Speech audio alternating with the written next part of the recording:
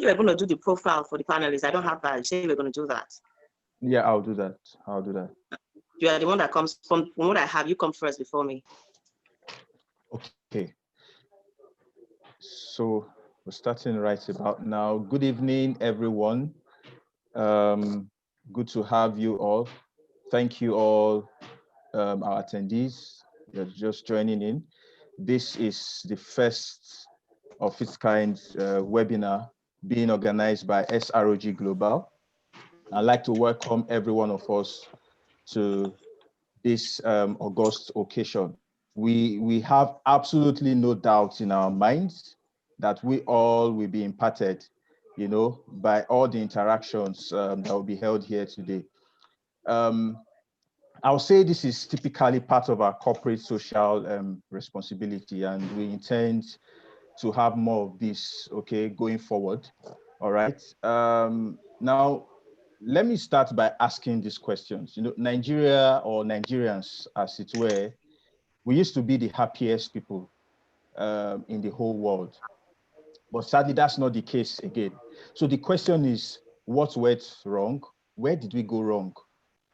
What are those things or those activities that we did or didn't do that have brought us to the position where we are today? Okay, so these and many other questions, I think that we'll be able to answer by the end of this event. So I'd like to encourage every one of us, sit back. If you have questions in the course of the event, you can post the questions on the question and answer forum, where we'll be able to take those questions. And I'm very, very sure, I have absolutely no doubt in my mind that we will all be impacted at the end of today. Okay, so without much ado, I'd like to introduce the members of the panelists. I'm sure some of us got the emails. We had some panelists and their profiles on the mails, invitation emails. But let me just read some of our profiles, and then I'll hand over to the coordinator to take up. So first on my list is Victoria Sabo. Victoria Sabo is a graduate of psychology from University of Ilorin. Okay, she's the brain behind the Sabo signature fashion brand. It's a brand for ladies and something that she started while she was on her third year on campus. She's very passionate about helping people, impacting lives, and making a difference and contributing positively to the society. She has volunteered in several organizations, including Royal Diamond Orphanage Home and Havila Foundation. Victoria is currently volunteering in a non-governmental organization in Nigeria called Project Enable Africa. This is a community development initiative that is founded to promote the rights, empowerment, and digital inclusion of persons with disabilities in Nigeria. As a psychologist, she is very concerned and particular about mental health of people around her because it involves their emotional, psychological, and social well-being. She has been privileged to learn from various institutions such as Behavioral Science Department of University of Ilorin Teaching Hospital and the Criminal Investigation and Intelligence Department, Kwara State Police Command. Okay. She is well versed about the medical concept of palliative care, which is a branch of clinical psychology that deals with patients suffering from terminal diseases, giving them pain-free life and all that. Palliative care is used to manage a disease or medical condition that is life-threatening by easing pain and other associated physical, emotional, and psychosocial symptoms. Ladies and gentlemen, Victoria Sabo. You're welcome. Good evening, everybody. Next on my list is S.A. Charles Egbonye. He's a Brown consultant with hands-on experience covering business development, human capital.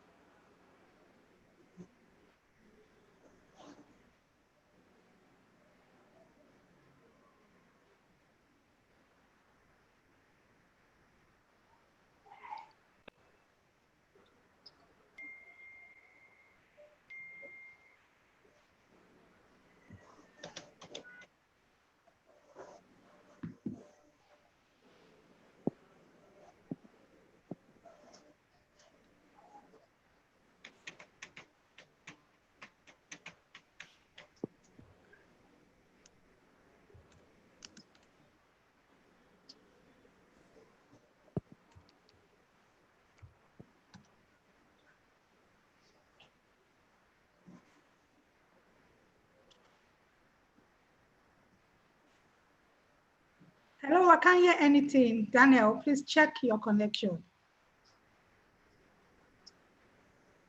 Can you hear me? Yes, we can hear you now. We lost you. Okay.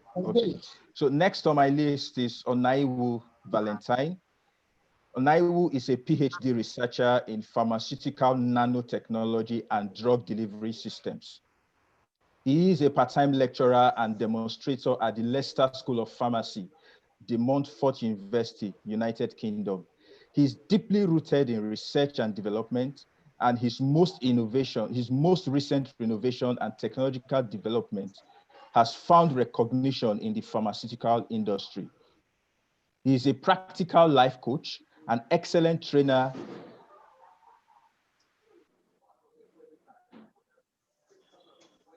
Can you hear me? Yes, we can. Okay.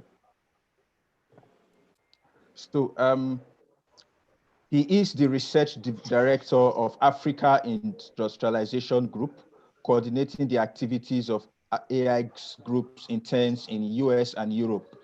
In addition, he facilitates the engagement, research, and development programming frames of the various strategic networking partners, as well as industry-based partners with AI Group globally. You're welcome, Dr. Valentine. Okay. So next on my list is Dr. Mrs. Ochua George. She is the General Manager, Business Operations of Global Ocean Engineers. She is an experienced business leader and a certified lead auditor in health, safety, environment, and quality systems.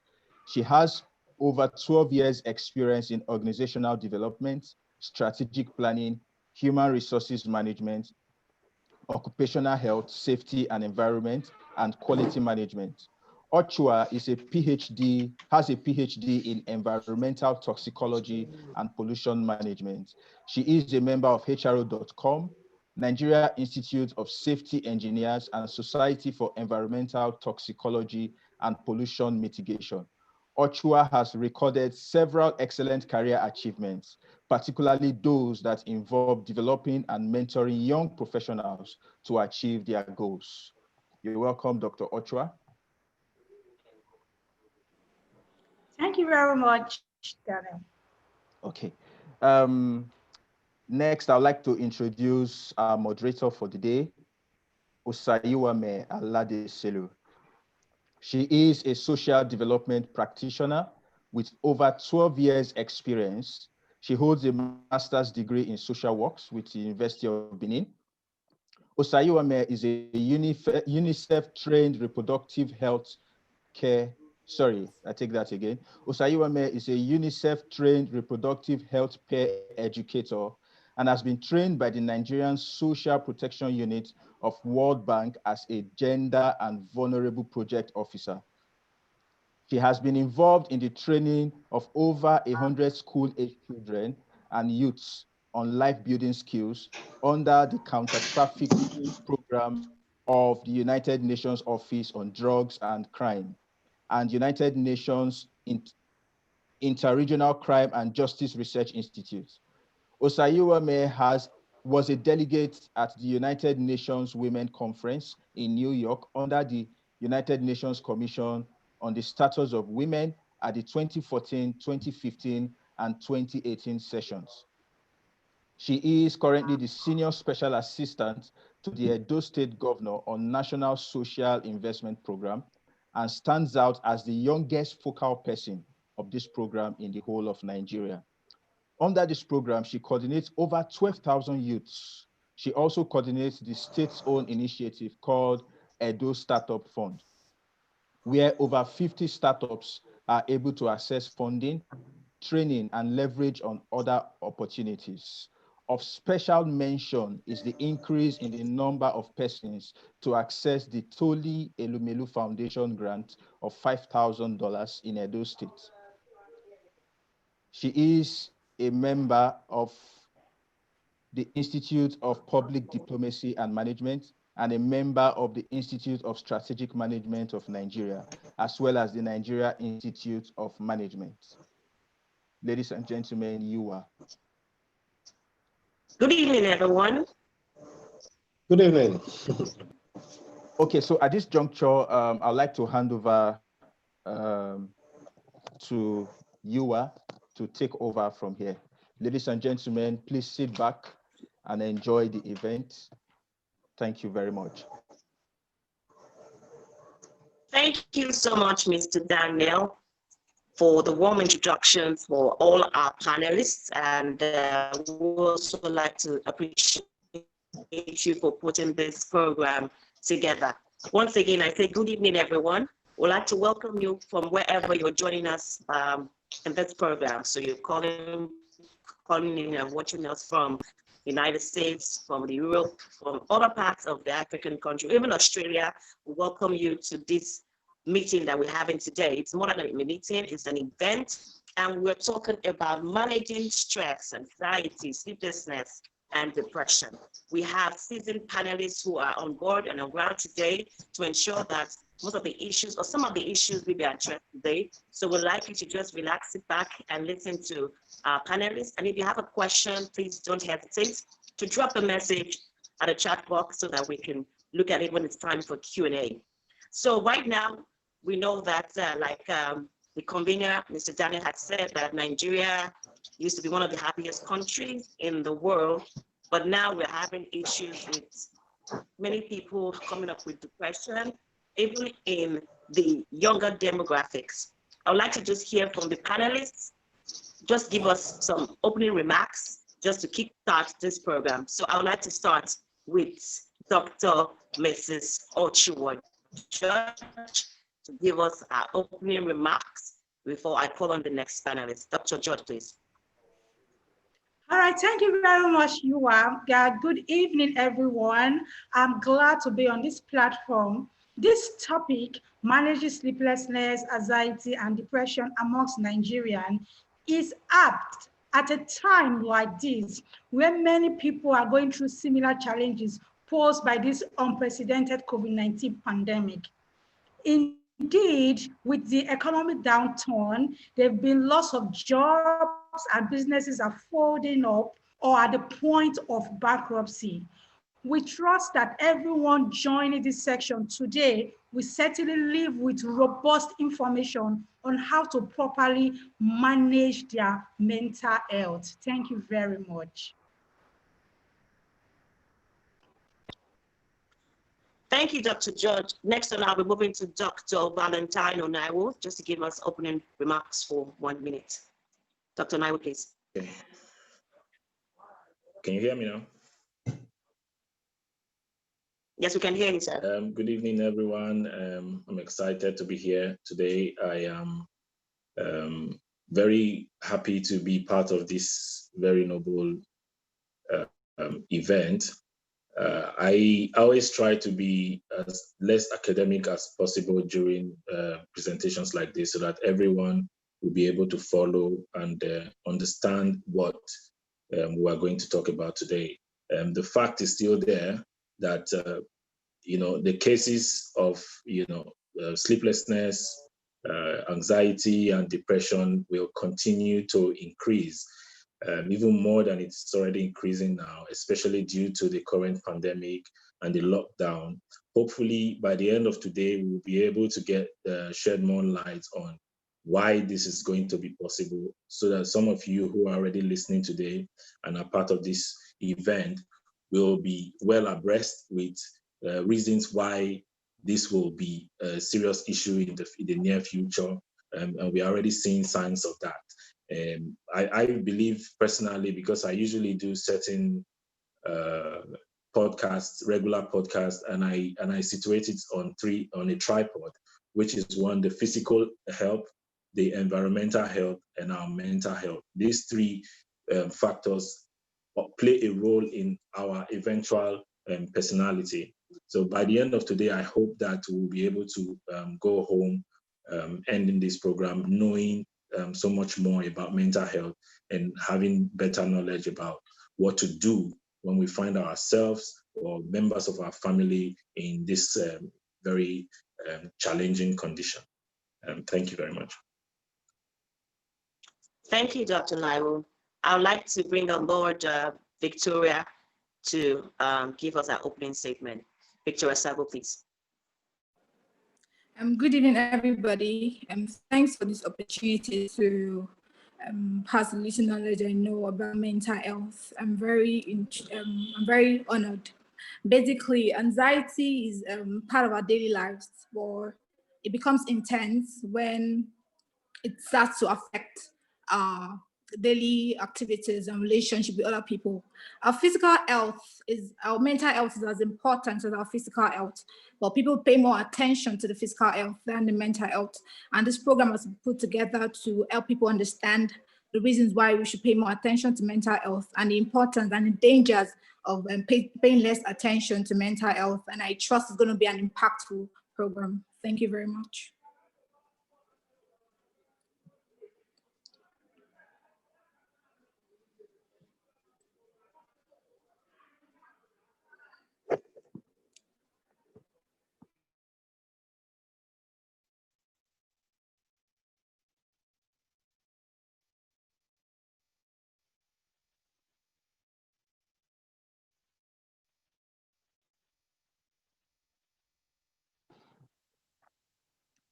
Okay, I think we lost Yua there. Yua.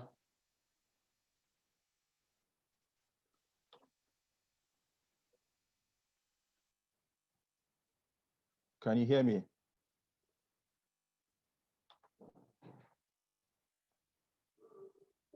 Okay, I think we lost you. Okay, she's back.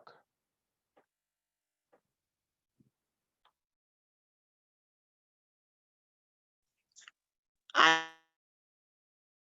called in Mr. Charles Sogene. Can you hear me now? Yeah, I can hear you. you. Hear me now? Yes. Okay. Can hear so you. I called in Mr. Charles Sogene to give us his opening remarks. Okay. Can you all hear me? Good evening, everyone. I'm really glad to be here today because we didn't know before now that there's a downward slide about mental health and mental health issues. And one of the major problems why it could have gone this far was lack of awareness. So I'm very happy because with programs like this, and I've been here today, it's a huge wave of awareness. We're going to learn a lot about depression, the causes, its effects, how we can see someone that's having such an issues, either in ourselves, family or friends, and what we can do to help them. Bottom line is, we need to really understand the people around us, including ourselves. And the only way we can do that is to understand this depression, sleeplessness, and anxiety. Once we can do that, then we can help. Otherwise, no matter how much we want to help, we will not be able to help if we do not really know or have the awareness of what we're dealing with today. So please, I will encourage you to sit back and relax while we delve into all we have to do today. I'm sure that at the end of the day,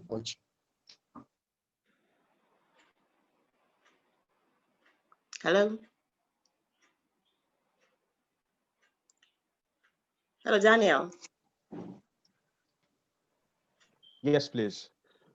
Okay. So I think we lost Essay there. Maybe we should just continue. Okay. So once again, I'd like to welcome everyone on board. I'm sure you've gotten a little bit of insight about what we're going to be discussing today from the panelists. So straight up, I would like to ask Dr. Valentine Onaiwu. I know that you are based in the UK and want to ask a particular question to you. You've been home in Nigeria and abroad, and in terms of comparison, using your own parameters, we want you to speak or throw more light about the prevalence of sleeplessness, stress, depression, and generally all the mental health issues based on your own experience and your own way of assessing the prevalence. How is it really prevalent and to what extent? Dr. Naiwo, please. Okay, thank you very much. By the grace of God, I've been able to at least travel a few countries around the world, and I come to understand that anxiety, depression, sleeplessness, these are normal things that they happen to us, and they are not extraordinary. They are not peculiar to a particular geographic or demographic. So they are everywhere. The only thing is, within the context of Africa and especially Nigeria, it is beginning to increase. The awareness is beginning to increase. It is not like it's never been there, but the awareness is beginning to increase, and people are beginning to get more insights to what they are actually going through. Also, you can also situate it around the globalization and other things that are happening around technology and all of that, social media and or whatnot. These things actually play a role in, increasing some of these challenges. When we go down these explanations, you will get to understand what I'm trying to say. Now, the first thing is, you want to ask yourself, how does sleeplessness, which in medical term they will refer to as insomnia, how does it relate to anxiety? How does it relate to depression? Now, first of all, sleep is good. Some of us find it difficult to sleep sometimes. Some of us will lie down in bed, half hour, you can't find sleep. It's normal. But when it starts to happen consistently and persistently, you want to think that there's something going wrong and you want to quickly address it. And that's the essence of awareness like this. Now, when you start having sleeplessness and you start having problems concentrating and going to sleep, you know that there is an issue somewhere and you need to take practical steps to make that work. First of all, it is not just about sleeping for a particular length of time, which is the quantity of sleep. It is also about the quality of sleep. So if you have a good quality of sleep in connection with the quantity of sleep, you can have a stable mindset and you can be able to function properly the next day. Now, if you do not have a good quality of sleep and you don't have a good quantity of sleep, then you obviously would have higher chances of developing either anxiety during the day or in the future, depression, depending on which pendulum you swing to. So it's very important for us to find sleep and get good quality of it. And if we can't find sleep over a long period of time, say maybe 1 month or thereabout, you should seek help. And then talking about anxiety, anxiety is not all bad. A lot of people think that anxiety is bad. It's our body's natural response to danger. It's like your body telling you, your brain telling you, look, there is a danger coming and you have to act, just the same way we have the normal adrenaline rush. So all of these things, they are good. In essence, the body uses it to give us signals to act fast. But when you start to have issues with having anxiety, when there is no impending danger, and you keep having it consistently and persistently, then there is obviously a problem somewhere. And then you need to seek help. You need to get help when you really need to, so that you don't slide down further into a sort of disorder. And then looking at depression as well. Depression, a lot of people already know what depression is, but essentially it's just a consistent or persistent feeling of lack of interest. It could be feeling of sadness, and this has a way of affecting our physical and emotional, well-being, and it can actually affect your relationship with your family, with your friends, and with the society in general. So all of these things have been there, but the society that we live in today, I'm talking with respect to Nigeria, is beginning to get aware of it. And all I can always think of is, when we get this awareness to more and more people, we'll be able to get solutions for people just before they go down into serious or acute depression. So I personally believe it is better to have an awareness of what is going on around you and around people who are close to you, so that you can be able to help them or help yourself when the need arises. I always think about awareness around topics like this. I always think about it in the sense that you want to be able to have, you know how you have the first aid or emergency life support?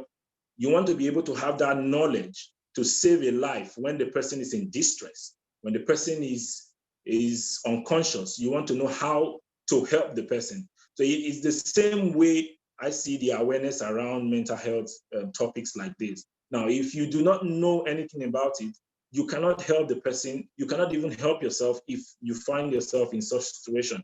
So that is why this is very important. Now, if you look at the issues around depression, for instance, a lot of people have thought that depression could just be hereditary, which is true. We all know that depression could be biological, it could be non-biological. So there are a long list, over 16 reasons why people can go into depression. But what is important is that you know each and every one of them and be able to identify them when the need arises. So if you think about how people feel, you begin to feel lack of interest in things. You begin to see people who think that they are not probably what I'll use the word living. They don't think they belong to this world because no one loves them. They keep thinking about negativity. The mind is negatively colored.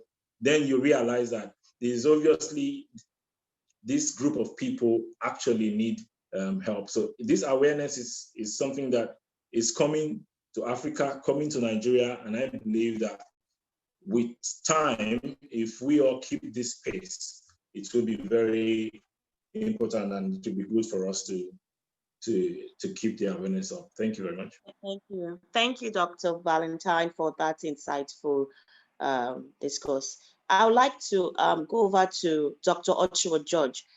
Working in Lagos and other parts of Nigeria can be very stressful. In some places, you have to wake up by 4 a.m. You have to get into traffic. You have to beat traffic.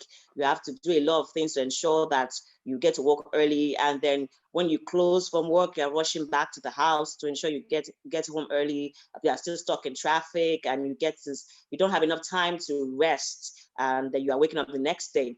I'd like to ask, what are HR practitioners doing about this? Is there anything that HR practitioners are doing, especially in the wake of COVID-19? Dr. Ochuo, please.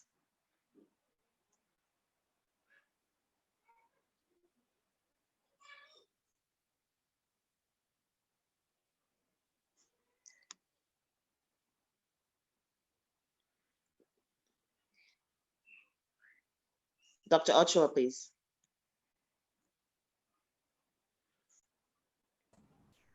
Can you hear me? Okay, I can hear you now. Yes, thank you very much. Working in Nigeria, particularly in Lagos, is stressful to say the very least. There was even a CNN report on travels that said that employees in Lagos are stressed, burnt out, and exhausted because of the hellish traffic. Lagos traffic is so snared with gridlock that even recently, a trip from the airport to Ajah, Lekki Ajah, a journey that is about 50 kilometers, took a commuter almost 8 hours. That is even longer than the flight from Lagos to London, for instance. Unfortunately, this is the reality of our Lagos, where the roads are clogged and millions of commuters are choked with frustration. Even though you mentally adjust or manage this stress, physically, biologically, this will take a huge toll on your health. An average employee in Lagos State spends about 5 hours in traffic daily. And so if such a person works, let's say 5 days a week, even though we know some people work longer than 5 days, 6 days, or even 7 days sometimes, then that person will be spending about 1,300 hours a year. For a person that works for, let's say, 10 years, they would have spent about as in 13,000 hours in traffic in 10 years. That is an equivalent of about 542 days or even longer. So you are spending over 1 year of your life in traffic for every 10 years you've worked, if you'll be working in Lagos. This is a 1 year that can be used to build yourself to achieve your personal or your financial goals. So all these things actually can put some kind of anxiety and even depression on workers in Lagos. Now, what can human resource practitioner do? Traffic congestion with the noise and the accompanying environmental pollution takes a huge toll on the workers' mental, and physical health, like I've said. And then even health professionals have linked this to the increasing rate of suicide in Lagos. And then coupled with the loss of jobs and even this effect of traffic, everything can even be worse. So human resource practitioner can alleviate the stress generated for commuting and transportation by advising management of the organizations to provide staff with staff bus where possible, provide transportation from them, and if possible also augment the salary so that some staff can actually pay for drivers. Also providing alternative route of transportation like water transportation. I know of a company here in Lagos that had a relationship with a water transportation company to convey their staff from Lekki to Ikorodu area. And I know that there was a time when this Lekki Express Road was being constructed and people actually were using the water transportation too from Lekki to Ikoyi and some other areas of the Lagos Island. All this can significantly ease tension and even induce sleep for people suffering from anxiety, sleeplessness, and depression. Yes, there's a soothing effect of water transportation. So why it's going to shorten the duration of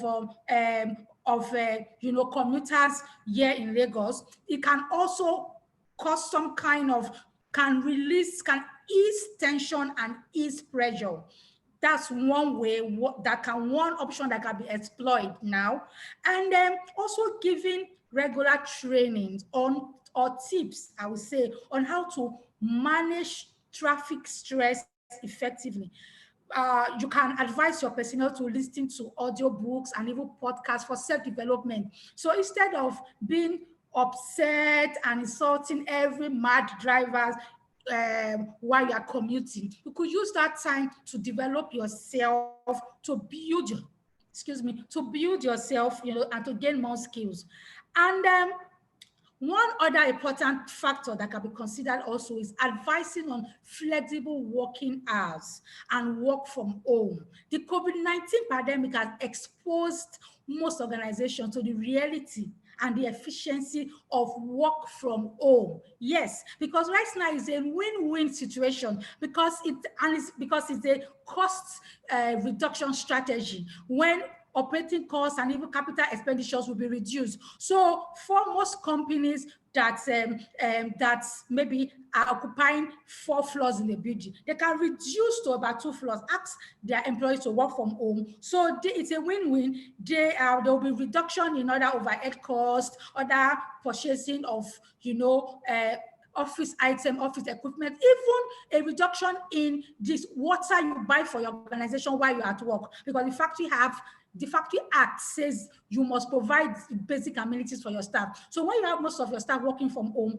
you are saving costs, So there should be a flexible working hours where staff can actually work from home. All these are some aspects or some ways that the human resources in most organizations can ensure that staff can reduce the stress accompanied with transportation and commuting here in Lagos. Thank you. Thank you, Yuan. That's so good to know, Dr. Ochua.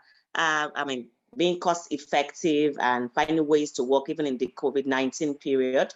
I heard you talk about people working from home. We've heard of reports of some HR practitioners sending emails to the staff telling them that, oh, now you have been home for two months, you've been working from home for 2 months, so just can consider that as your leave. The staff don't get to choose to use their annual leave to go on vacation, or to just stay at home, or just to have a break. They are at home, forced to stay at home, working from home, and yet they are being told, they're being sent emails that's their leave. What do you make of this, Dr. Ochoa? You're muted. All right, I'm back on.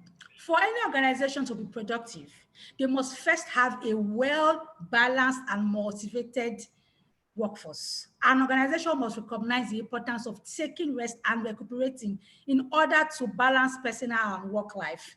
Annual leave provides staff, individuals with the opportunity to relax and recuperate. Yes. So in fact, some companies with good employee welfare conduct team building events, day away bonding for staff to recuperate. Yeah, because research has shown that a well-rested staff will be more articulated, mentally alert, and even productive. However, many organizations did not plan for this unprecedented lockdown. And so plan was not put in place to enable workers continue their duties. Some organizations I know had staff that simply went away during commencement of this lockdown in March. The staff were away without leave, like they refused to pick their calls, they refused to perform any work, any job-related activities. However, larger organizations with better structure and infrastructure, like your laptop, the server, the data plan, where we're able to continue working from home. So if companies actually assess their corporate performances and objectives, and then they realize that corporate objectives were not met because staff were not available to work during the compulsory lockdown, then they can review their leave strategy or their leave policy to address this concern. However, for staff that were actively working during the lockdown, management can give a concession. Of course, human resources are the greatest asset of any organization. And like I said, a happy and a well-rested employee positively impacts the organization with higher productivity. So in the light of this, even like I said, some organizations had staff that just simply did not turn up. For others, I'm sure that any organization that wants the best for that company will be able to balance this. You know what it is your staff are doing. You know how they've been working, how they've been I would say producing. Bringing be productive, if I would say. And if you realize that this staff really needs to go on break, then of course give that staff the leave that they have earned.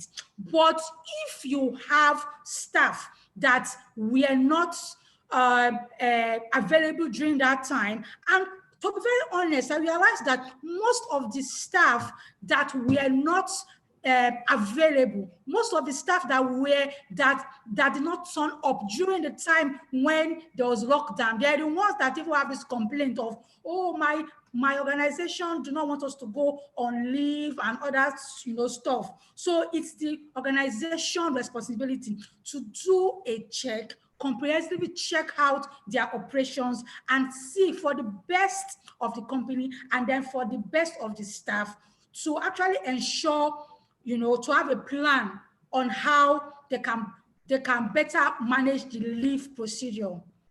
That's what I would say. Thank you, Dr. Ochoa. It's very important that staff go on break, and those are some of the issues that HR practitioners look at from time to time. And looking at even staff agitating for the right kind of break for them after working for 365 days or less, depending on how many hours they work, how many days they work, and how many hours.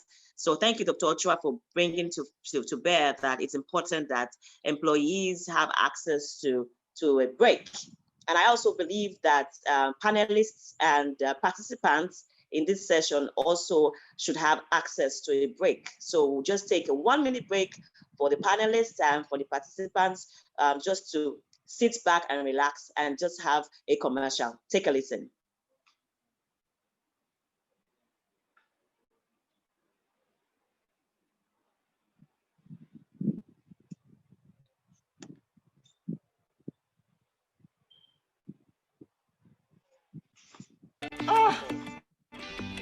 This may not always be to work. Bash my car now. What they do? You know they look road. Madam, I am very sorry, ma'am. Corona! Go, go, go, go, go, go. Welcome, sir. You already look so tired. This Lagos is so frustrating. This life is not balanced. You too, Mr. Ade. We need help from this traffic. I can't do this anymore. Oh, wow. Sorry, guys. But I have the perfect solution. Yes, for real. I take a boat to work every day and I never have to worry about traffic. SRG Global boats are so safe and convenient. Like, I don't have to stress and I still look clean back to work. Like, SRG Global is the future. See posters and flyers for more details. This may not always be to work. Welcome back. I'm sure you enjoyed that 1-minute break, and it's important that we all take some time to rest. Our body needs rest. Our minds need some rest. I mean, no matter how workaholic that you may think you are, it's important that you give yourself some time to rest, some time to give yourself a break. Even God rested on the 7th day. So welcome back. I'd like to ask Mr. Esergene Charles this question, because I know you have a lot of experience counseling people out of suicide, depression, even working with people who are HIV positive. Can you tell us from your own counseling experience what the way forward is? I mean, are there steps that one should take? I mean, if you are the person going through that kind of stress, or if you are the kind of person who has a habit, I mean, what other steps can we take to ensure that, what habits can we begin to imbibe or pick up? I mean, so that if in case anybody is actually going through some mild form of depression or sleeplessness or becoming anxious, you know what to do. If a family member is going through something, you know exactly what to do. And I would like to now redirect this question to Mr. Valentine Onaiwu to take this question. I know you have done a lot of counseling work in this, so I'd like you to take this question now. What are the necessary steps to take? What habits should we pick up that will help us and our family members and friends? Right. Having, coached a lot of people and been able to address certain of these topics, people with these challenges, I have come to understand that, contrary to the general belief that, it's only money, financial issues that will cause anxiety or depression for certain people, but that is not true.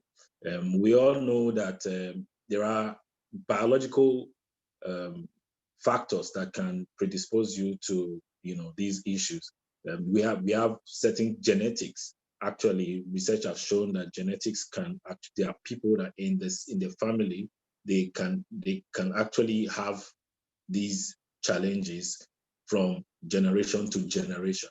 So there are also brain chemicals, say we call it physiological factors, where these persons are unable to secrete certain hormones, like the feel-good hormones, like the happiness hormones in the brain. So they perpetually remain sad, and certain hormones that are required for them to control their anxiety are not being secreted.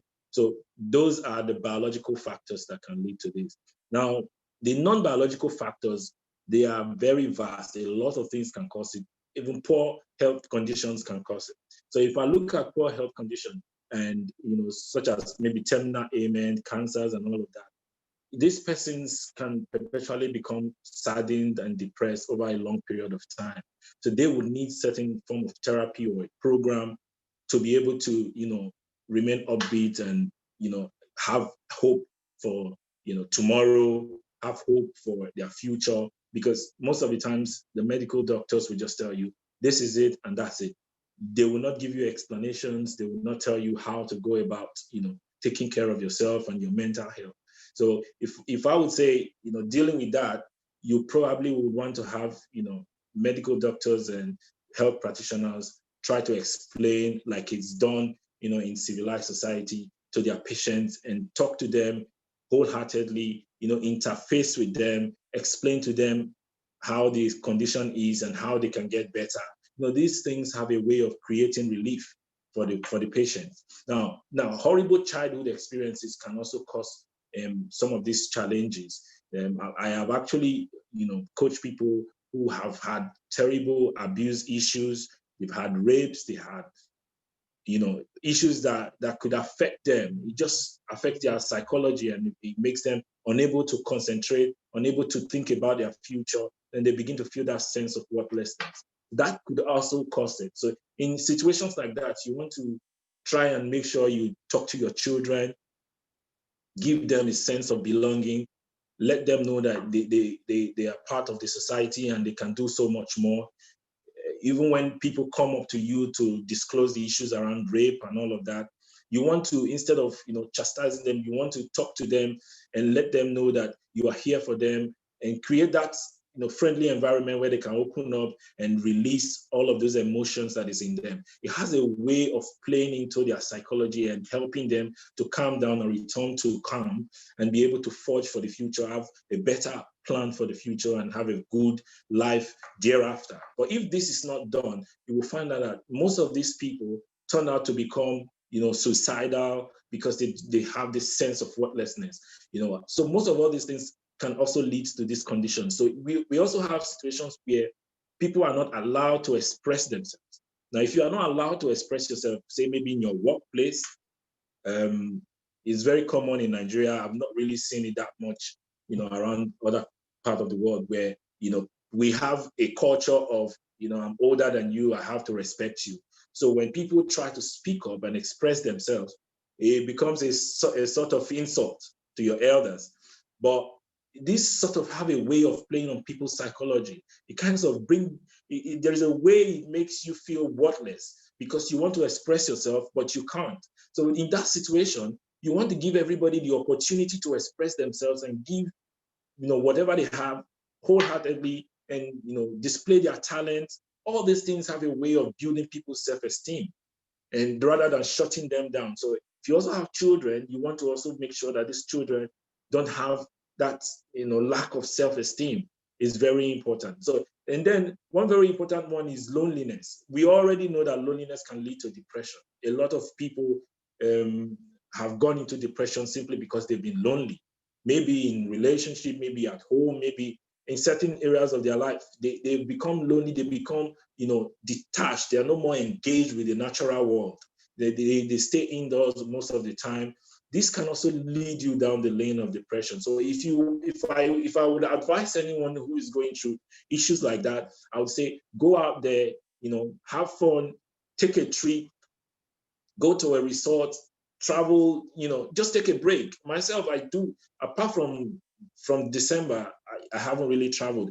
I would usually want to travel every now and then due to the tough nature of our job. So you want to do most of all those things. Then there are people who have unfulfilled psychological and emotional needs. These things also have a role to play. If you are a man, you're a woman, you cannot fulfill your marital obligations, it can also play into your psychology. It can also play into your esteem, your self-esteem, and it can push you down that lane. So you want to get help when it's needed and be put on a program or a plan to help you regain, all these things early enough before it turns into something that you will now begin to need medication and all of that. So that is the essence of this awareness. And I believe that when people get help when they really need it early enough, it can give you that edge that you need to move forward. Thank you very much.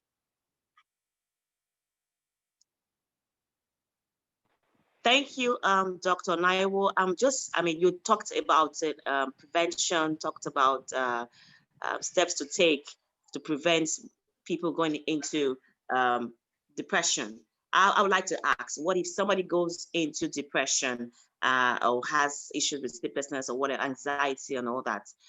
What other remedies would you prefer apart from drugs? What other remedies do you think, or other ways that can be adopted to deal with this? And I mean, if you have an experience based on something you've seen or some other way that's worked, you can also share. So just to now talk about somebody who's already going through that situation, what other ways can be adopted apart from medicine? Thank you. Yeah, thank you very much. The fact is, what we do most of the time, what I do personally, this is always based on confidentiality. So it will be difficult for me to clearly state out, or bring out issues around what I have done with people that I have dealt with. But what I can assure you is this: if you have issues around, sleeplessness, you have issues around depression and anxiety, you don't want to start with medication, except of course it is a biological. It has been diagnosed to be due to be of a biological causes. Medication is not the first step. It should be, in fact, the very last, after you've tried every other option. And I always tell people, in anxiety and depression, one of the first things that you want to try, I also said in one of my podcasts, is exercise. Exercise has a way of, building up your dopamine level. The feel-good hormones are built up. First of all, you have a sense of fulfillment that you have done something productive for that day. It builds up your body. See, the same way you exercise your body is the same way you exercise your brain. Now, your brain also needs an exercise, and it needs to be put through a plan, a constructive plan that will help the brain to begin to function properly. Now, if you have, say, maybe you have anxiety, you want to also try things like, how to return to calm, all right? You want to try how to practice what I call grounding, being able to return to calm without having to take medication. Now, you want to try all of those things.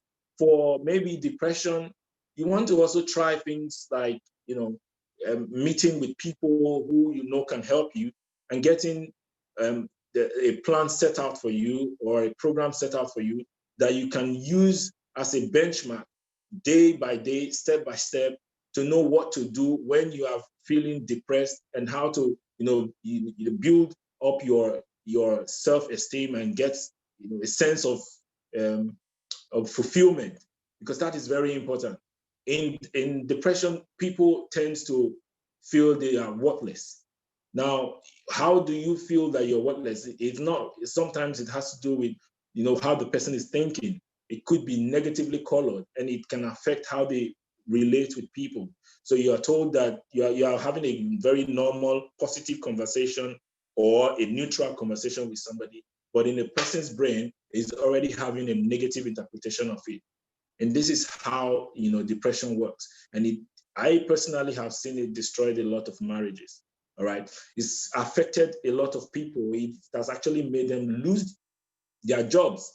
And the reason is because they have not been able, they have suddenly started to function in a negative way, where they cannot deal with people they used to deal with. They cannot relate with people they used to relate with. They are not happy to deal with, to go out there. They've had this loss of interest. So when you lose interest in a particular activity, you won't carry out that activity with all sense of purpose. And that will affect, if it's your job, your manager will think you are now useless, and he fires you. Then that pushes you down the lane of depression further, because you are now jobless and now out of work, and then you now have financial difficulty. And then if you're not careful, you become suicidal. And by the time you realize what is going on with you, you either need medication, or you need help, or you need psychological attention. All of these things kind of play into the way, as humans, you act with your society, with the environment, and with the people around you. So if you are able to identify it on time, get the help you need, trust me, you will feel better. I have seen a lot of people come better. I can talk about one person who, about 3 years ago, she lost her mother just within a year, while she is still trying to grieve. and she was feeling depressed about it. She lost her father. All right. So this further pushed her down depression. And the first thing she would tell me was, when I sat down with her to coach her and talk to her, the first thing she told me was, I don't think this world is worth living. I said, why? I said, because the two most important persons in my life are gone. So when you really look at it in the real sense of it, you want to also have an attachment. You want to have people who you value, that will keep you connected to the reality. And by the time people disconnect themselves, it makes it easy for them to fall down, that lane. And I always see depression as a staircase where you come down and the bottom of the staircase is very dark. So if you keep walking down, the further you go down, the darker it becomes. Depression is like a pain. They will tell you it's a pain that you cannot feel. You don't know where the pain is in your body, but you can feel an immense pain. There's that immense pain that the brain cannot capture, and the brain cannot tell you where exactly you're feeling it. So if you cannot find someone who can sit you down and put you through a program and help you, it will be difficult, honestly, for you to get back your life to normal. Because these people most times just require help. And if you find a professional who can do it for you, trust me, you can be better. So that's why I always tell people, you can be better, you can do well, and everything can be back to normal if you do it on time and if you know what to do exactly. Thank you very much. Thank you. Thank you. Thank you. I'm going over to Victoria Sabo. When Mr. Daniel was reading your profile, he mentioned the palliative care, and talked a lot about the palliative care. How does this help people who have mental health issues? Would like to know to what extent palliative care helps people with mental health issues. Victoria Sabo, please. Thank you very much. Most people have little or no knowledge about palliative care. However, I would like to go into details about what palliative care is all about and what palliative care entails. Basically, palliative care is the medical specialized approach in treating people with serious or chronic illness. When I mean chronic illness, I mean people suffering from cancer, severe kidney diseases, and terminal diseases that could be curable or not curable. It depends on the stages of the illnesses. So basically, palliative care is, however, concerned with giving quality life to these patients, because they know that they have just short period of time that will be left for them to spend here on earth. So palliative care is concerned with giving them the best before they leave. Palliative care also, it deals with the person as the whole, not just the individual, but also the person's family members and also the caregivers.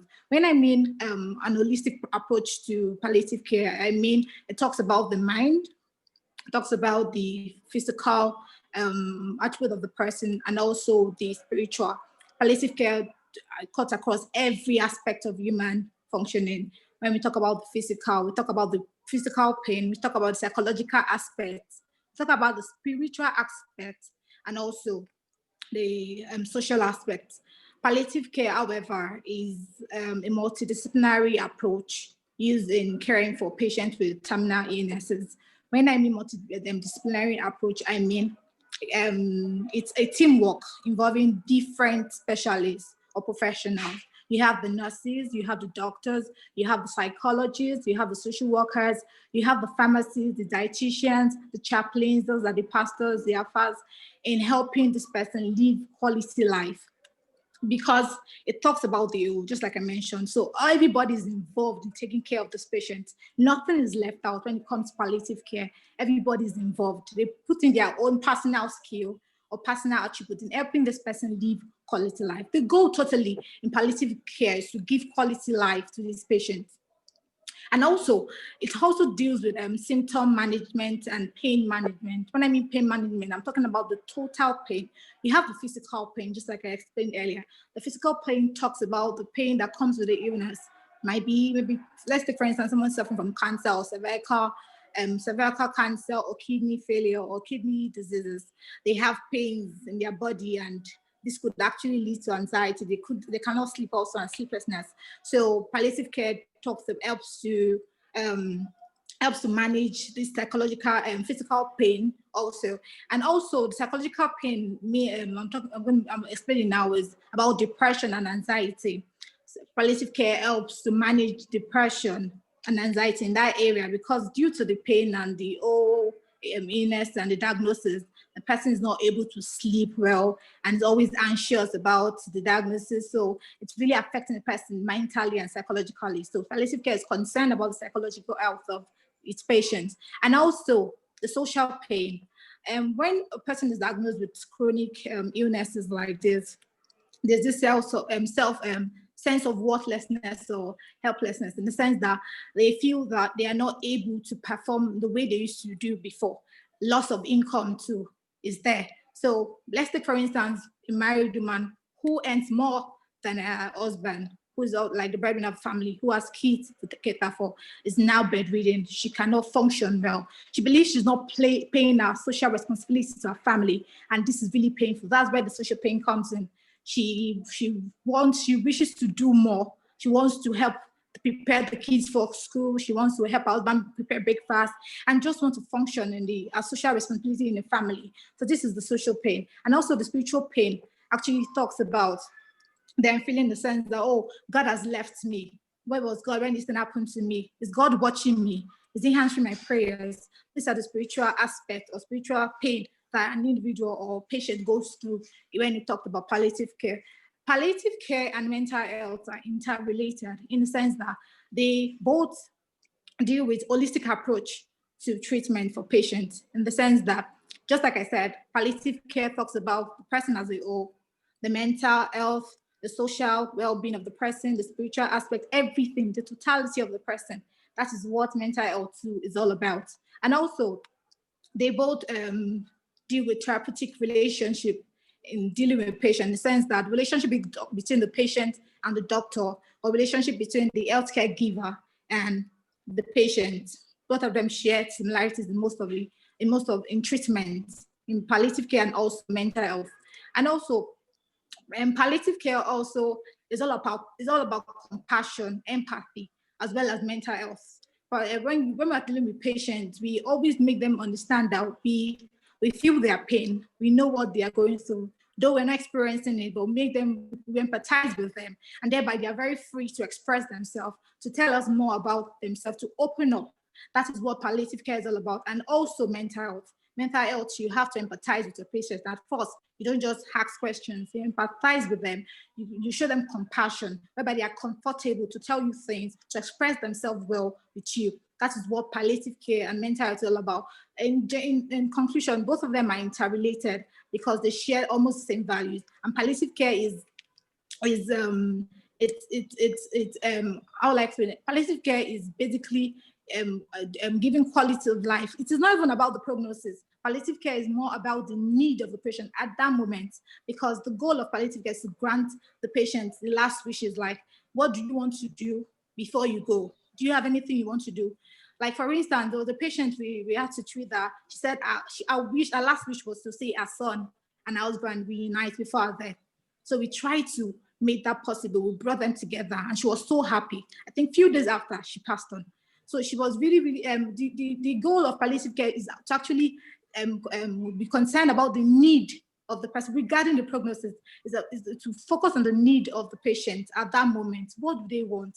And at times, palliative care actually is also about actualizing their realistic goals during that period, that short period of life that they have left, helping them to live that best life, that happy life, that fulfilled life.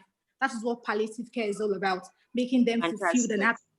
That's what palliative care is basically all about. And palliative care is also about the family members, just like I explained, not alone, not the patient in particular, the family members and also the caregivers, because these are people that will help in decision making when it comes to in palliative care, because most of them cannot make all the decisions by themselves.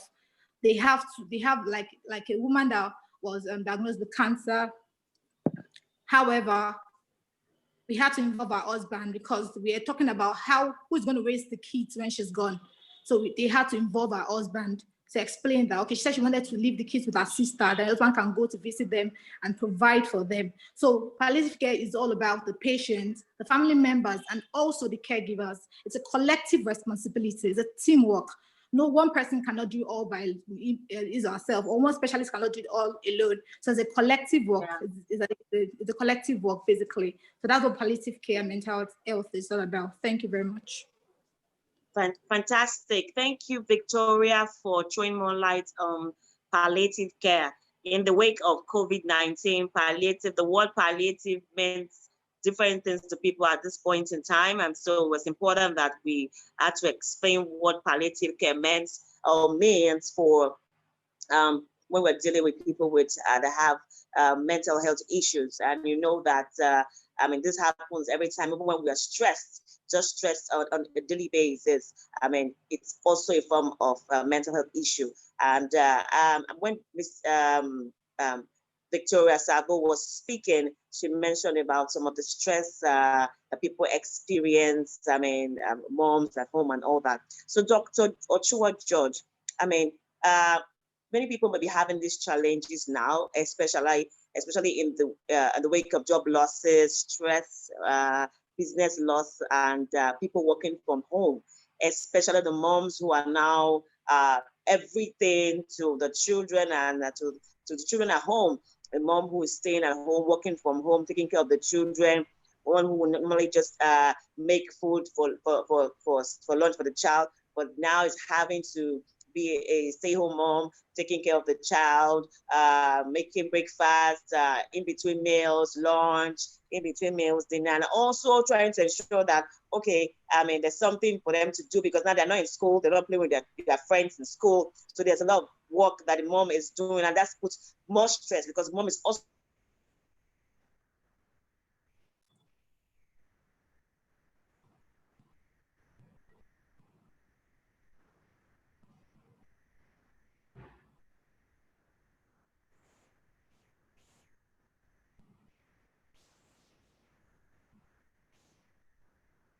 Yeah, I think we lost her.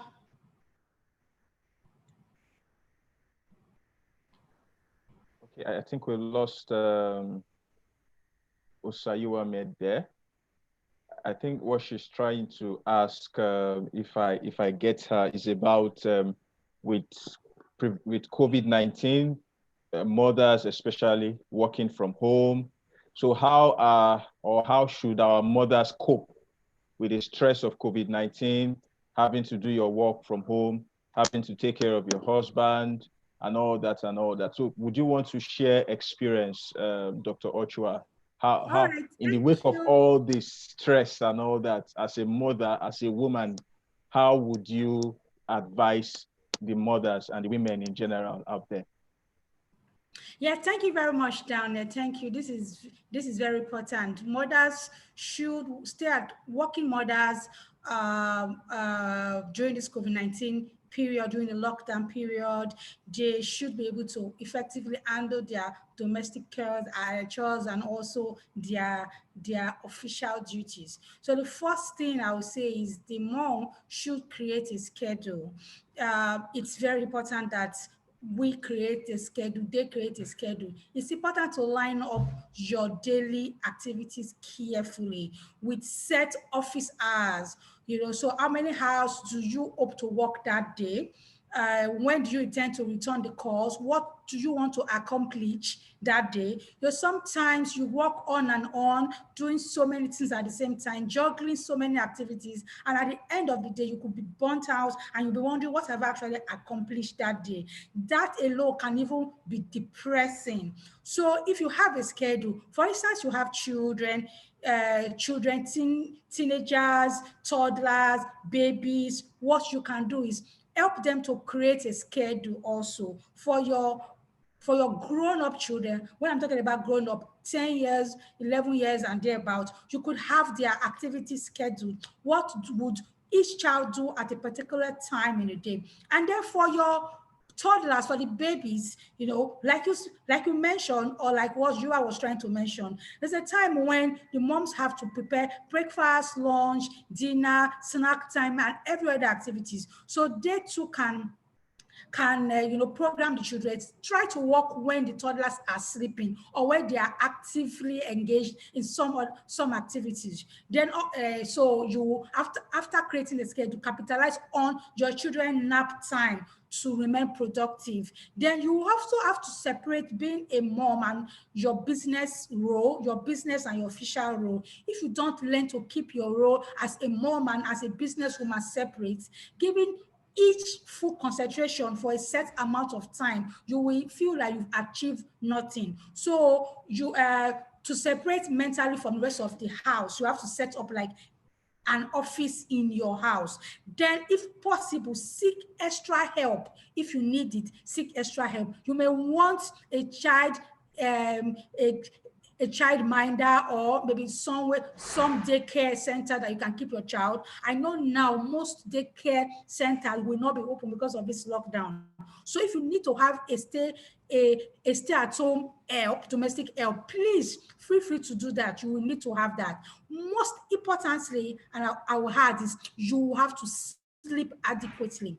There's a tendency to just work throughout the day. And most mom with toddlers can hardly get a moment of rest. If you don't adequately rest, you can't be productive. You will get agitated, and this can lead to anxiety and depression. I know of a mom once that was looking for her car keys. She had toddlers all under the age of 7 years old. Her car key was right on a dining table. She passed through it several times, but she didn't even know that it was the key that was there. She started looking for over 1 hour, looking for the car key. And then when I discussed with her, I realized that she was stressed. She has not slept adequately, and it was getting a toll on her. So a mom at home at this time need adequate rest. Inadequate rest will trigger mental stress. Thank you.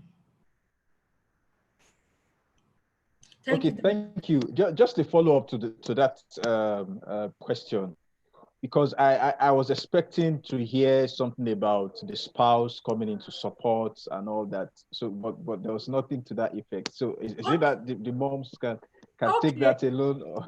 No. Okay, right now, just adding that, yes. So it was talking about the moms now, and then for the there are some single moms that have to do all these things by themselves. Of course, if you have a spouse, I know in Nigeria, most times people feel that the women or the mom should be in charge domestically. That's not true. In fact, most dads had to actively engage in domestic chores during this COVID-19 period, because for most of them that their living maid or domestic help were not available, they realized, in fact, they appreciated the work their wives have been doing. There are some people, I knew of somebody that was getting really depressed. She was a career lady. After she got married, she had to leave her job to take care of children coming in quick successions. And her husband, she was telling me that her husband just feels she was not doing anything, because sometimes she works around the clock, and then when the husband is coming back from work, the house is still scattered. Things are still everywhere. When you have toddlers, 2-3 years old, all over the place, no matter how you try to put your house in order, it can be challenging. So this period when the husband was at home helping her out, the husband appreciated the work the wife had been doing. That's one of the things I would say COVID-19 as that is one of the reality of COVID-19. It has actually helped daddies, fathers to appreciate the work moms have been doing, juggling their official or business with domestic chores. So the fathers should help. They can help to make the stress, easy on the moms. It's a combined effort. Yes, and that's how it should be for our African or Nigerian dads. Yeah, many men I know too are very handy when it comes to domestic affairs, but I know that traditionally some men just feel it's the women activities, women role. So this time they've understood that it takes two to work out to be productive. Men should render their help where necessary, as much as they can. Thank you. Thank you, Dr. Ochoa, for that response. I'd like to now take some of the questions that we have on the Q&A. And the first question that's coming in is saying that, what would you do to someone who is mainly a sadist and all he or she thinks about is ending his or her life? I'd like to direct this question to Dr. Onaiwu Valentine to answer that question. The person's asking, someone who is now a sadist and is just thinking of ending his or her life, what could you do, I mean, to help such a person? Well, I would like to say that I have had several people who have thought of, ending their lives. It's a very sad situation. But the first thing I will tell you, if you are someone, I don't know who asked that question, but if it is you or someone you know, this is more or less a more serious level of depression. Okay, when you start to feel suicidal and you start to think you are not, the world is not worth living, nobody cares about you, nobody wants to see you around, nobody really loves you. And the first thing I need you to understand is this: you need to first of all think about the people who are most dear to you.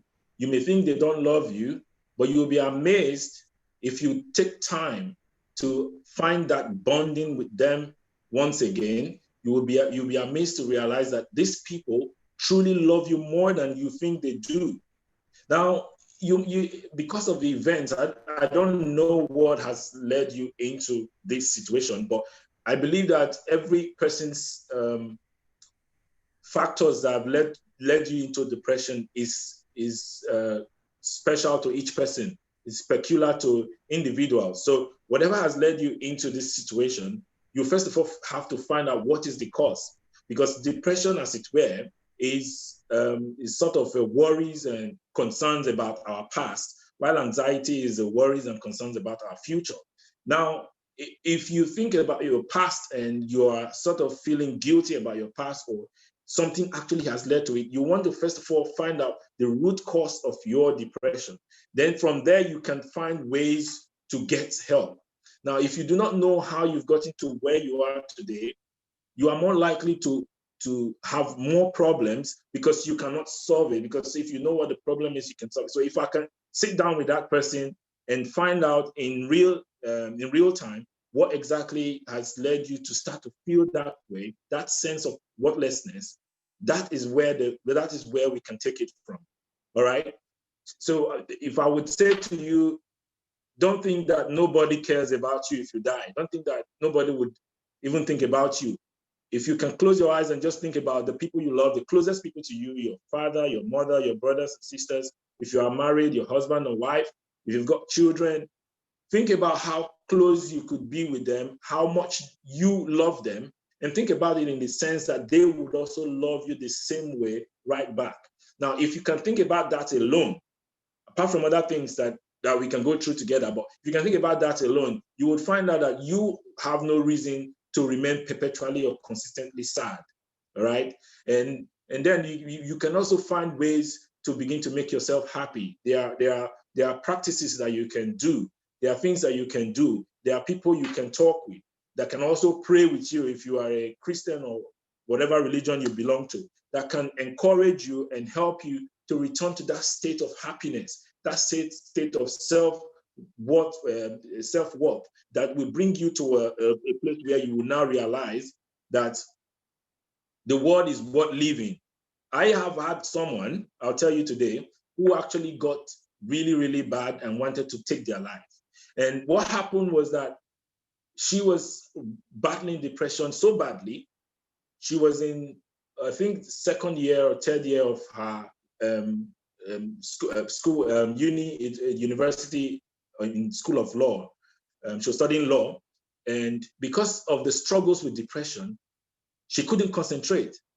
She felt it is not worth it going through that courses and all of that. And then she was forced to leave the university, and because she failed so badly, and she left. And that actually made it worse for her.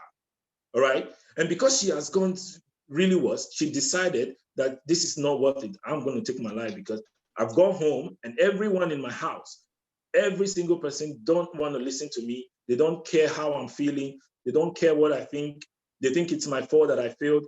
The fact is, it wasn't her fault. She was struggling inside of her seriously to keep concentration, but because of the depression, she couldn't concentrate and she couldn't pass her grades that are needed to move to the next level. So if you can find family members, you can have people who have the awareness of what you're going through, and they can be able to understand very well what you are going through, then they can be able to help you. They can be able to give you that assurance that you need, and then they can decide to, you know, put you through a program or give you help that you need. And as I speak with you, this same girl, even though she dropped out of the College of Law, she is now a paralegal in one of the organizations where I made sure that she's now volunteering in an organization in Abuja. And I believe that, you know, with that, I could tell from the way they organized the NGO, they did a program for her, and she was sending me pictures and all the things that she was doing. I was really amazed myself that she could be very happy again. So what I can tell you is this: you want to have that sense of self-worth. You want to have that happiness back again. You want to stop feeling sad about yourself, about your past. Try and find help. Now that now is the best time. The next best, the best time is yesterday. The next best time is now. So if you want to get help, try and get help, and you would trust me, you would have your life back, and you will be happy again. Thank you very much. Thank you, Dr. Onaiwu. I mean, taking out from where you left, that we should, I mean, anyone going through such an issue should get help. I mean, it's not for you. It's not good for you to just remain silent and just stay in that level without getting any help, professional help. So I want to ask Victoria Sabo, because I know you talked a lot about palliative care, and I'm sure that also has to do with counseling and talking a lot to people. I mean, from your own perspective, what do you think about somebody who's going through stress, anxiety, sleeplessness, and most especially depression? What do you think about them taking professional help, such as going to see a psychiatrist? We know that in some parts of the world, when they say go and see a psychiatrist, they say, oh, no, I don't want to see a shrink. I mean, it seems like as if it's a bad thing. They don't want to, I mean, once you say you are going to see somebody concerning a mental health issue, you are seen as somebody who's going onto the other side. So in your own perspective, is it okay to go see a psychiatrist or somebody, or maybe a social?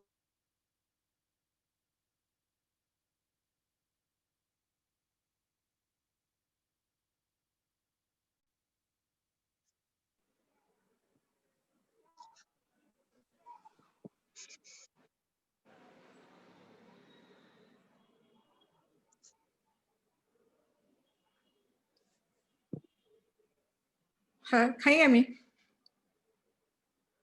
Yeah, if you can just go on. Okay, so basically, when you talk about seeing a psychologist or a psychiatrist, everybody has this notion that I'm not running mad. Why do you expect me to go and see a psychiatrist or a psychologist? I would advise that it's very good to talk to a psychologist, especially a professional. You can talk to people about your issues, but it's more advisable to talk about professionals that who understand these things, who have experience in these things. Talk to them because they've dealt with people that are going through the same issues that you're going through. So it's not a big deal if you are to see a psychologist. You don't have to run mad in the sense that you walk on the street naked before you need to see a psychologist or a psychiatrist. It is very, very advisable if you are going through this mental health before it deteriorates into something very serious to see a psychologist, because they'll help you understand the stages of these things, how you can easily come out of it at this early stage before it becomes something very, very grievous that you'll be able to have control over again. It's in Nigeria, the notion of seeing a psychiatrist or a psychologist or a shrink is so limited. I don't understand because of our society.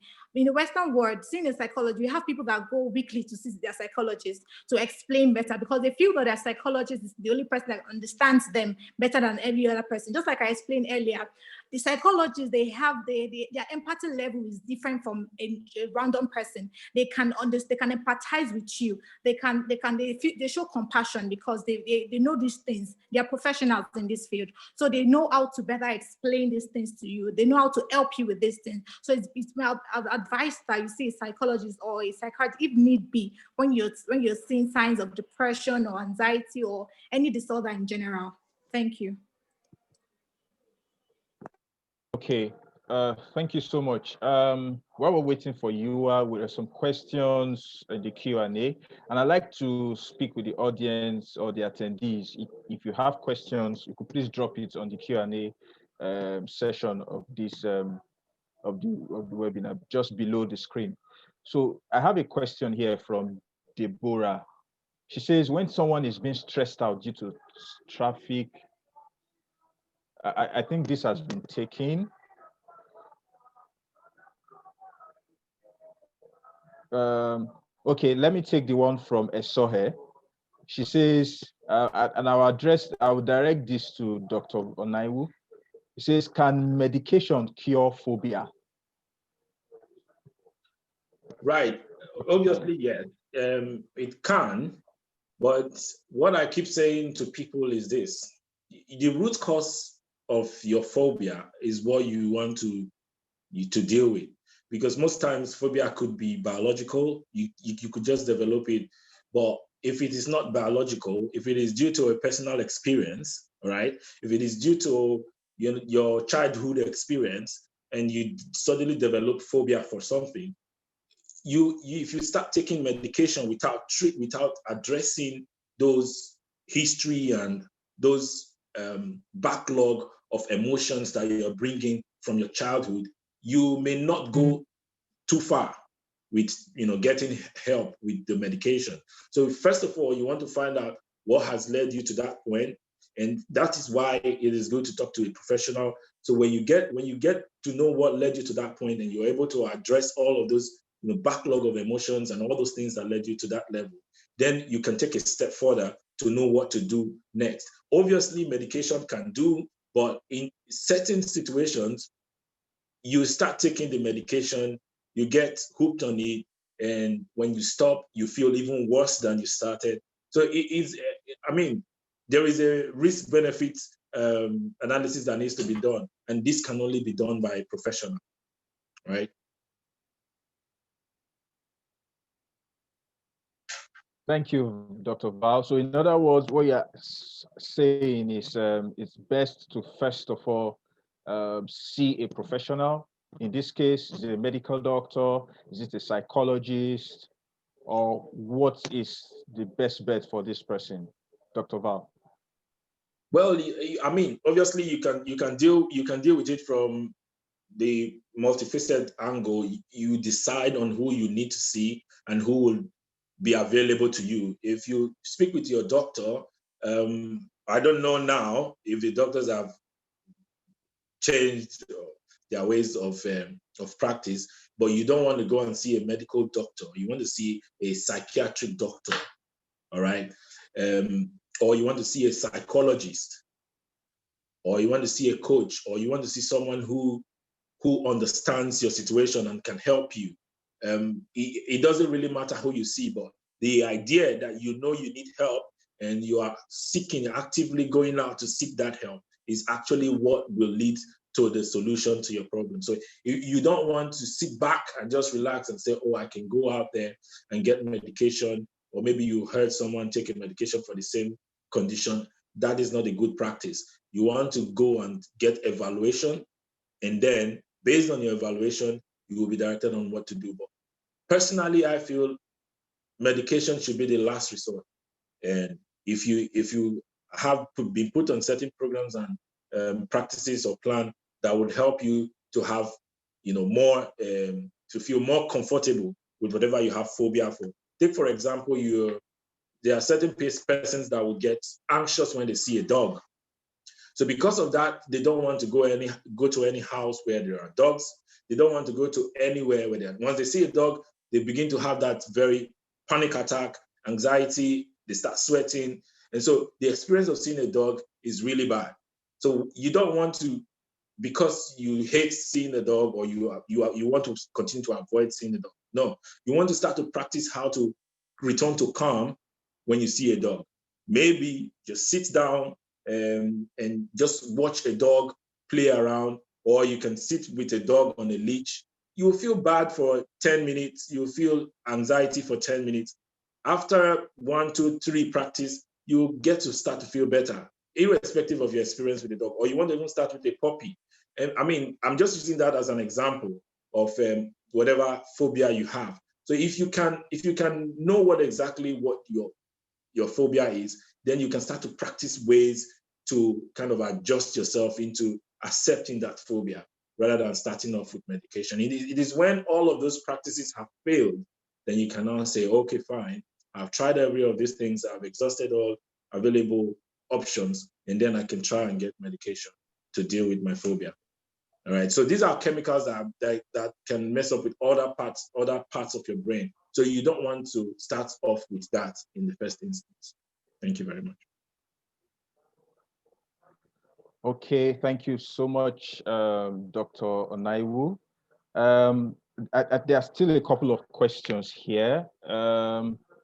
I'll take this one from, wow, this is quite long, from Deborah again. It says, at times I feel so lonely. It says so lonely twice.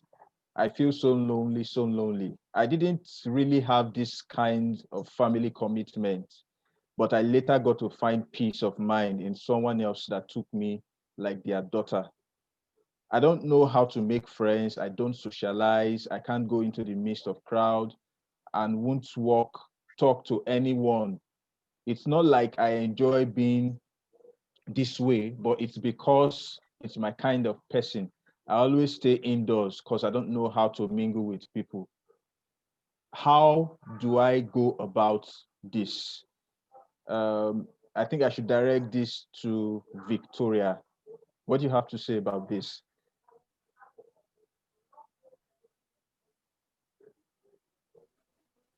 Okay, basically, I would say that it's part of your personality or your personal attributes, and feeling they call it this there's a psychological term known as introversion and extroversion. So basically, I know from what you just said, you're an introvert. You basically like staying indoors. You don't know how to socialize, but this because this is part of your personal attribute, your personality. It's part of your personal attributes. There's nothing bad in it, but I just want you to understand that when you're staying alone all by yourself, it's to make you start thinking about stuff that you don't want to think about, being lonely, and you're not mixing with people, because interpersonal relationship helps the mental mind, helps you to learn from other people, helps you to go out, see what people are doing, go out. Just if you don't even want to interact with people, go to the beach, just sit down by the beach side, watch the waves of the ocean. It helps the brain pattern, it helps you to think, it helps you to do a lot of things. So I know this part of a personal attribute, but I would advise that you talk to people more often. I know it's not going to be easy because it's not your thing. You're not an extrovert, you're an introvert. But when you learn to talk to people, you would know that gradually, it's a gradual step. When you start from talking to people, you engage them in meaningful conversation. You can start from the people where you work or your school, ask questions, and maybe go on a movie date with your friends. Just try to talk to people around. It's a gradual step. When you start, you just find yourself getting comfortable with people. From there, you can feel free with people. Thank you. So if I may add to that, we all know that feeling anxious is normal. So for you, Deborah, if you start to feel anxious about being around people, it's a normal thing. There is nothing wrong in that. But you need to understand that the longer you stay in solitude, the longer you stay detached from the natural society, it is not a healthy practice for your brain. Like I said earlier, the same way we go out and exercise our muscles is the same way you want to go out and exercise your brain. So if you do not exercise your brain by engaging with the society, by engaging with people, by interacting with people, you are actually starving your brain of that social balance. So there is a social imbalance that can affect your brain, and there is a chemical imbalance that can affect your brain. So if you tend to want to always go out there and talk to people and interact with people, it helps your brain, it helps your personality as well. Now you can be an introvert. There are a lot of introverts I know that still go out and talk to people. So you can try to balance it. If you don't like it, try maybe 1 or 2 minutes of talking to someone and go back to your room. Try after that, try 10 minutes. After that, increase it to 20 minutes. Gradually, you start to feel comfortable. Now, when you go out there and you meet with people and you're starting to feel anxious, stop and go back to your room. But don't stop there. Don't tell yourself, oh no, I can't do this. Next day or next moment, still go out there till you start building. Check how your level of anxiety before you start. Check how much time you're spending with people and see how much you can increase that time you spend with people. Now, if you go out there and interact, it doesn't have to be a stranger. You can start with people who are very close to you, all right? You start with people who are very close to you. You go out there, sit down with them, have an interaction. Like Victoria said earlier, go out on a date just for a drink, or just sit down and watch a movie together. Feel comfortable with someone being around you, or more than one person being around you. I know there are people who have phobia for crowds, all right? Now, if you are the type of person that don't like being around crowd, some people can get really disoriented if they are around crowds. You can try to have someone who understands these issues or challenges you're going through. Then ask the person to assist you. It's sort of like, we call it a morale booster. So the person is always around you to keep you in the best frame of mind. And when you start to feel anxious, then you can leave the environment. So you continue to practice that over time. It is not a one-day thing. There is no silver bullet. There are a lot of programs that you can follow, and you can, within a few months, you'll find yourself feeling more comfortable and spending more time outside with people. That's one way I think you can actually do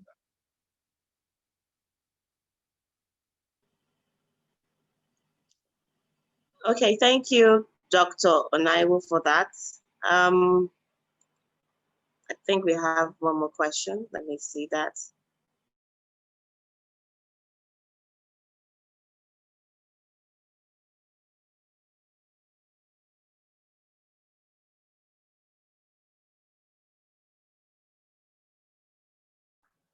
No, I think we lost Miss Yua there.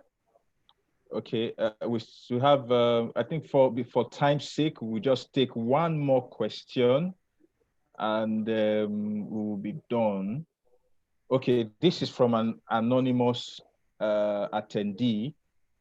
Says, what can you say about someone who has lost a level of trust for others due to heartbreaks from relationship, and as such believe that he or she cannot trust anyone, coupled with life issues, now resulted to being depressed?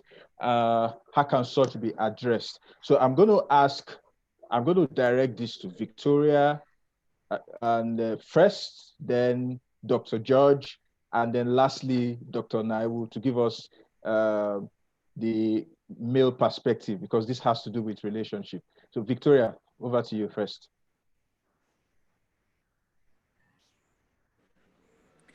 Okay, basically I want to say to the anonymous person that you don't need to make anybody or any situation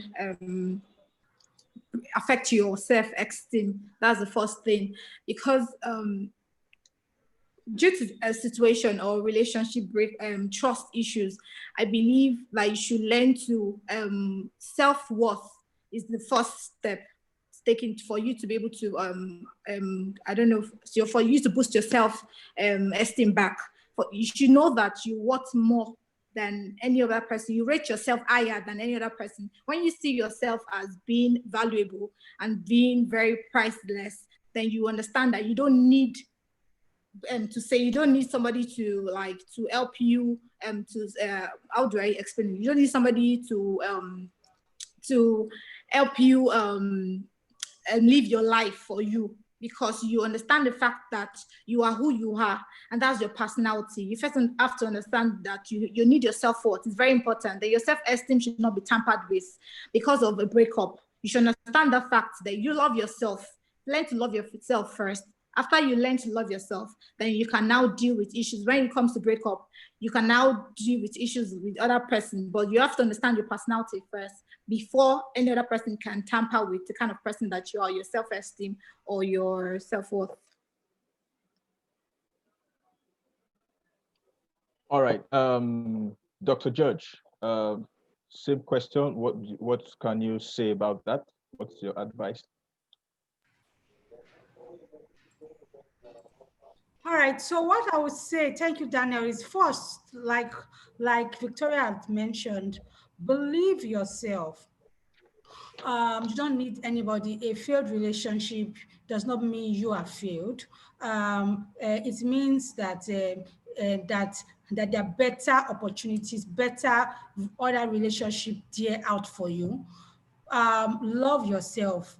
Love yourself. You need to have your self-esteem intact. Also, find your purpose. Most people that end up getting depressed because of a failed relationship have not found their purpose. If you have found your purpose and you are fulfilling your purpose, do you know what? You will not be concerned about what happens around you. You are pursuing your own goal, your own purpose. Find a way to add values to others. Yes, impacts your sphere, impact life, impact your environment. Pursue a cause you are passionate about. This is very important. You know, your life is not wound around any other person, not even your parents, not even, not your spouse, whatsoever. You have your own personal goal, you have your life, you have your purpose. God have a special, specific purpose for every single person on earth.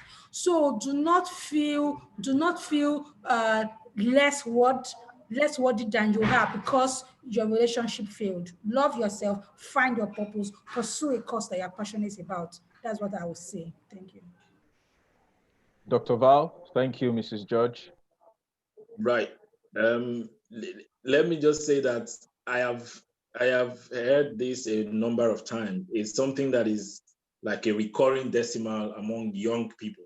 That if you remember, I made mention of one of the many, more than 16 reasons why people could get depressed or have anxiety is when they have unfulfilled psychological or emotional needs. All right. So heartbreak falls under that category. So where you have people who have put so much trust in a relationship, and then boom, the relationship goes into shatter. The first thing you want to do is this. If you take a decision that, oh, because of this, I don't want to trust anyone anymore. Now you've made the wrong choice of decision, because not trusting anyone doesn't stop the world from rotating. Now, if you think of it this way, that you can actually turn your life around and make it a glamour of which people who are even better than the person who has come before will come to you and still want to be in a relationship with you. That level of self-worth is what actually you need. And you want to kill that self-worthlessness that you feel at the moment. Mm-hmm. Now, you might not think that this is important, but I'll tell you this. Now, most people who feel that trust issues, they have already started feeling negative about themselves. They started feeling that they are not worth it. They don't really care about what other people think. I just want to suck it in. I want to be by myself. I don't need any relationship. It also happens in marriages. All right. It also happens in marriages. People get divorced and then they just decide, oh, look, I'm never going to have anything to do with a man or a woman. I'm just going to be by myself and take care of my kids. But these relationships are also healthy things that our body needs. They're healthy things that our brain needs. You need to feel a sense of belonging. Now, if you think that it is not time, you don't have to jump into it right away. There are a lot of things that you want to find out first. Why has this happened? Is it because I have not personally developed myself? So you now start a process of self-development. Now, if you now finish developing yourself and you know you are now ready for a relationship, you can now progress to the next level. And this is why I think that you always want to talk to people who understands this process and have experience, getting people through this route and coaching them around that. So if you are finished dealing with all of the issues that led to your breakup, I can tell you that you will be very happy and you will be glad to know and tell yourself that here that I'm sitting down, somebody, not even one, more than one person will be coming to me to want to be in a relationship with me because I now feel that self-worth and people want to be around me. So you want to always try again to trust people. Don't rule it out. It's always going to happen. This world always rotates. And when you get to that point where you need a relationship, you will get it. So don't ever think that you will not be able to do it again because someone just broke your heart. So that's one thing I think I can tell you. Thank you, Valentine. It is on that note, I mean, this world always rotates. When you get to that point when you need a relationship, it will always come. What a wonderful statement. I want to apologize. At this point, we just have to bring it to an end here. What an interesting session we've had. I know there's still a couple of questions in the Q&A. Maybe we'll find a way of addressing those questions if you don't mind. But we'll quickly go to the next on the agenda. We'll be closing in the next couple of minutes. We'll just take some announcements, and part of the things that we promise to do today is to give out a couple of free tickets for some of our upcoming cruises. So, but before then, let's quickly announcement. This is SROG Global. This is coming to you courtesy of SROG Global. SROG Global is a marine transport company. We move passengers in Lagos to various parts from Ajah precisely to CMS and Apapa. And corporate hires are also available. We go on cruises. You want to celebrate birthdays at various beaches and all that, you can always refer to us and all that. Now, there are some upcoming events. We have a cruise to Takwa Bay Beach, which is coming up on the 29th of August. You can visit our website for further information. Check us out on Facebook, on Twitter, on Instagram. You will get further information on that. There's also an upcoming event to Omu Resort. That's going to be on the 1st of October. It's going to be quite a lot of fun. So if you're having some of these issues that we're talking about, I think you will need to take time out to attend one of these events. So it is on this note, we would like to give a free cruise ticket for the forthcoming event on August 29th. That goes to the first person who logged into the event. And that is no other person than Deborah Essien. So Deborah Essien, if you are still here, you can please chat us on WhatsApp or drop your number on the chat forum, and we will reach you at the end of this program. So I'd like to thank every one of us. Before we go, there's a poll session which has just been activated. Please, I would like to encourage us to please take the poll. It's just 5 questions. Not everybody has attended to the poll. It's just a tick, tick, tick, and in the next 10, 15 seconds, you are done.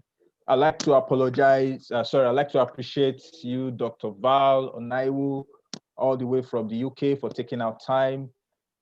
Miss Victoria Sabo, the psychologist in the house, Dr. Mrs. Ochua George, thank you so much. Unfortunately, Mr. Ese Egbonye, I guess it was network. We also were supposed to have a medical doctor in our midst. I guess it was also about network. We assure you that this is going to be coming up every now and then, and we'll be sharing details of how to get in. I know there are some people who couldn't, due to one issue or the other, didn't have access. We'll check it back end to find out what the issues were, so that next time it's going to be better. It can only get better. And I'm very sure that each one of us here will benefited in one way or the other. Our lives have been changed and transformed. So this is a way of us getting better as regards our mental health. At this juncture, we'll be ending the poll, and I'd like to say thank you so much. Before then, perhaps we'll just take one last words from the panelists. Dr. Val, any last words very quickly in 1 minute, please? Yeah, so what I can say before I go is forget about what you're going through right now. You can actually be a better person, better than what you are now. No matter how good you think it is, life is always better than you think it is. So the most important take-home thing today is this. If you feel down, you feel depressed, you have anxiety, you are getting sleeplessness, seek help when it matters most. And that is when you can have your life back and take charge of your situation. And for everyone that is going through trying times, find time to do the needful, pray as well, and you will find out that life is actually worth living. And if you do that, trust me, you will have a good life. I wish you all the best. Thank you very much. Thank you so much. Seek help when it matters the most. Life is always worth living. Thank you so much, Dr. Val, for those two powerful statements. Miss Sabo, any last words? Yes, I would like to say that talk therapy has been very effective and helpful. So if you're going through anything, just like Dr. Evan said, learn to talk to people. Don't just buckle things up within yourself. Learn to express yourself. Be more expressive when you have issues. Talk to people that can help you. Even if they can't help you, they can refer you to someone that can help you. And also, a balanced life is even your physical life, your physical health and your mental health has to be balanced before your life can be balanced. So in that note, we can help people around us by checking up on our neighbors. When you see that someone that used to be very active before is just all of a sudden feeling down, you can contribute to mental health also by talking to this your neighbor, by asking questions. Hope you're fine. How are you doing? Learn to check up on people, learn to call people, and just to check if they are doing okay. Thank you very much. All right. Thank you so much, Ms. Sabo. Dr. Ochua George. Yeah, so I just want to end by saying there was a question I saw. I don't know if it was treated because I lost connection for a while, and it was fear of job loss. Fear of job loss. The fear of job loss right now is very eminent. People are really scared. But what I want to say is that in line with the book of Proverbs 12:25. It's mentioned depression directly, and anxiety in the heart of a man causes depression, but a good word make it glad. So be around people that can encourage you. Stay away from naysayers. Great ideas have been born during period of depression, period of job loss. Also, great business opportunity have come up. When the night is darkest rather, that is when morning is coming. Opportunities abound, and God has a unique plan for everybody. So do not get depressed. I will end with Matthew 6:25, and it says that do not worry about your life, what you will eat or what you will drink, or your body, what you will wear, right? Because even the birds of the air do not sow or reap, but God takes care of them. And we are all more valuable than that. And the truth is, worrying cannot add a single hour to your life. So hand everything over to God. He will take care of you. Yes, if you are depressed, seek medical attention, medical intervention, but know that God has a unique plan for you and it can provide everything. There's no need to worry whatsoever because your life is secured in God's hand. Thank you. Thank you so much, Dr. George. Be around people that can encourage you. And more importantly, great ideas have come out of periods of depression. Thank you so much. Thank you so much, everyone. For those who are just joining, I'm sorry you missed a lot, but I promise you that there will be subsequent events like this. If you still have questions, please send an email to talktous@srogglobal.ng, and I can assure you those questions will be directed to the panelists. And lastly, like I saw on the chat, if you want to have a one-on-one session with any of the panelists, also send an email to talktous@srog.ng, and those things will be addressed. Thank you so much, everyone. I can say I really had a wonderful time, and I'm sure you did. Looking forward to see you at our subsequent webinar. Have a lovely evening.